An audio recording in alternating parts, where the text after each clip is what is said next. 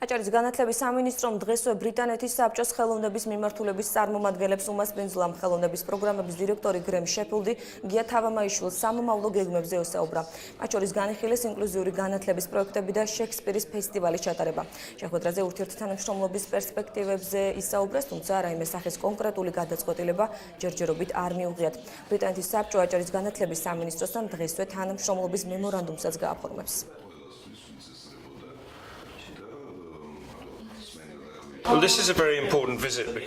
ძალიან მნიშვნელოვანი ვიზიტია ეს, იმიტომ რომ ჩვენ 3 წელია მჭიდროდ თანამშრომლობთ აჭარის განათლების სამინისტროსთან. მემორანდუმის გაფორმება კიდევ უფრო გაახმოვებს თანამშრომლობას. ძალიან კარგია, რომ აჭარაში დიდი ყურადღება ექცევა კულტურის სფეროს განვითარებას.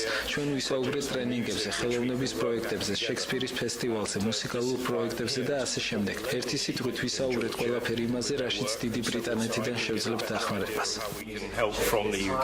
ჩვენი ინტერესი არის უფრო ბრიტანეთის საბჭო დაგახმაროს მუზეუმების მენეჯმენტის საკითხში, იმიტომ რომ ბოლოს წლებში მაინც ვცდილობთ რომ სამუზეუმო ცხოვრება ქალაქში უფრო მაღალ დონეზე ავიყვანოთ, იმიტომ რომ ბათუმი სხვანაირი ქალაქია და ვაღიარებთ იმას, რომ ჩვენ შეიძლება მატერიალური ბაზა მოვაგვაროთ, მაგრამ ეს რაც მენეჯმენტს უკავშირდება, ჩვენი განსწავლება როგორც ჩანს არ ყოფნის თანამედროვე გააზრებას ამ თემის.